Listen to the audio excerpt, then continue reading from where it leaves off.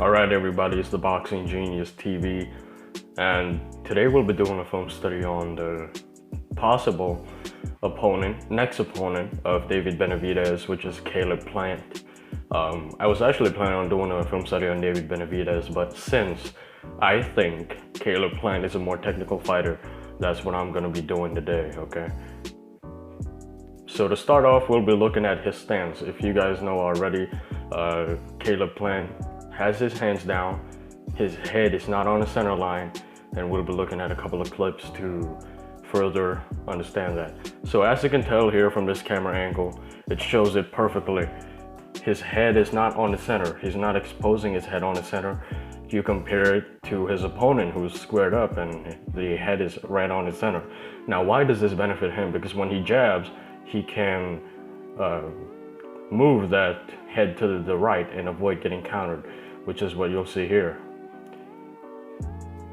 He jabs him 3 times and he did not get hit back because he was able to move that head away just slightly to the right, enough to make his opponent miss.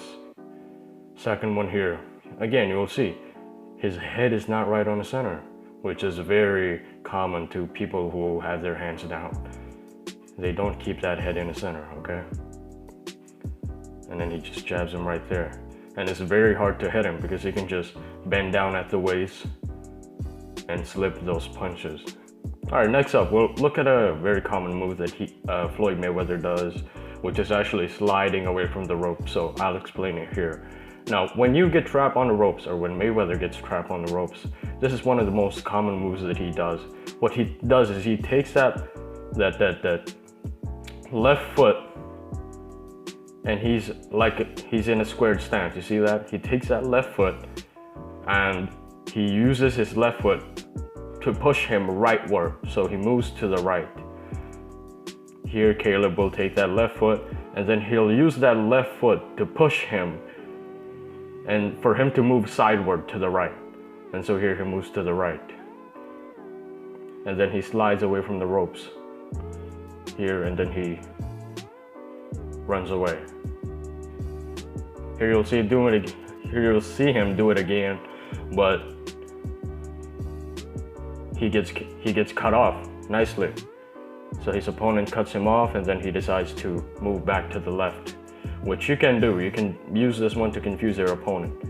Here he tries to slide to the right, again using that left foot. Watch his left foot. He uses that left foot to push him sideward. He pushes that left foot and then he moves to the right, and then he decides he's gonna go back to the left. Last one here. He does it again here. Look. It's very easy to underestimate what the left foot does, but watch what he does with his left foot. He actually takes it and then he moves it slightly, and then he uses that left foot to push him rightward. So he moves to the right and then he moves away from the ropes. All right, next up, we'll look at a very classic move, which is a squared bounce, okay? This is basically when you're on the ropes and you start dancing around. Here you'll see him do it. And at first, you guys might think that this is showboating or a way of showing off in the ring. But honestly, it's not, okay? There's a lot of benefits to the squared bounce. What you do here is you stay in a squared stance, right? And then you start bouncing around. What does that do? It confuses your opponent because your opponent does not know if you're going right or you're going left. So watch what he does here. When he starts to do that, his opponent starts to get confused, right? Is he going left? Is he going right? And there he goes left. All right, he does it again here, squared bounce. It looks like he's showboating, right? It looks like it's a way of showing off, but honestly, it's a way to confuse your opponent. Am I going right? Are you going left? Are you going right? Your opponent doesn't know. And then here he decides to go to the left, pivot away to the left. Now we'll look at his jab, which is one of his most lethal weapons, you know. Here, he'll jab to the body, all right? And then he'll jab the glove right there. and then he'll jab the head. So he's jabbing in multiple spots in order to find the best openings. Jab to the body, glove, head.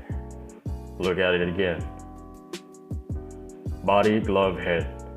What does that do? Again, it confuses your opponent because they don't know where they're gonna get hit. You know, he even goes as far as hitting the left elbow of his opponent sometimes, just to kind of confuse them and force a reaction from them that will open them up upstairs or downstairs.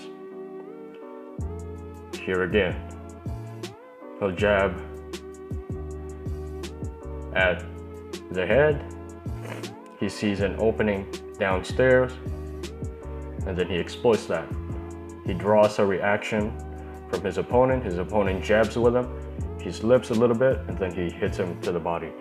Speaking of body, we'll look at the jab to the body now, which is, again, as you can tell, most of these techniques are very reminiscent of Floyd Mayweather. And that's exactly what you see when you watch Caleb Plant. Yes, it's a little bit boring. Yes, he doesn't throw a lot of punches, but he's good and he's very technical. That's why I decided to study him. Watch how he executes this jab to the body.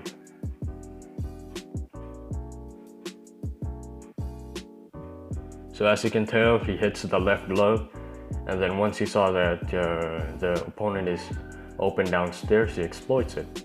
He taps the glove. Here's another one. He taps the glove upstairs, forces his opponent to put his guard up and open up the body. So he hits him with a jab to the body there. Now let's look at a technique that's not so usual, okay, which is pivoting around. And what he does here is he throws the jab, and then he actually takes this left foot. Watch his left foot here. He takes that left foot and he puts it outside of the left foot of his opponent, and then he pivots around. Now this is good, especially if you're trying to create certain angles. Here, as you can tell, when you pivot out of there, you can throw a left hook right here. You can follow it up with a left hook, which he did not do because his opponent was quick enough to actually pivot with him. You'll see that same move here. He'll jab to the body. He'll take that left foot outside of the left foot of his opponent, and then he'll try to pivot around. But again, his opponent is quick enough. He catches Caleb Plant with the left hook, and then Caleb was not able to follow that shot up with anything. Last clip here. He'll do the same thing. He'll take that left foot outside of the left foot of his opponent, and then he'll pivot around. All right, now let's look at his left hand, or his right hand, how he uses it. Here he'll tap the left glove of his opponent, forcing a reaction. The opponent will jab, and then Caleb will take advantage by countering with the right hand. All right, so he's probing, and then his opponent throws a jab, he counters over the top of the right hand. This is it again.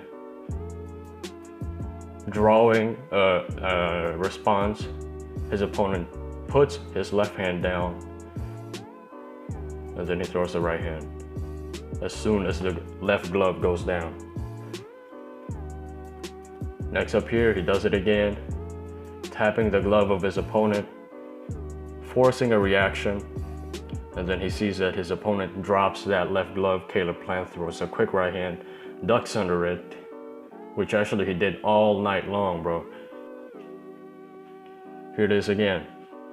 He's jabbing, drawing a reaction. His opponent decides to jab with him, and then he counters over the top of the right hand. So that was it for this quick one. There were actually 8 techniques that I demonstrated in a very short amount of time.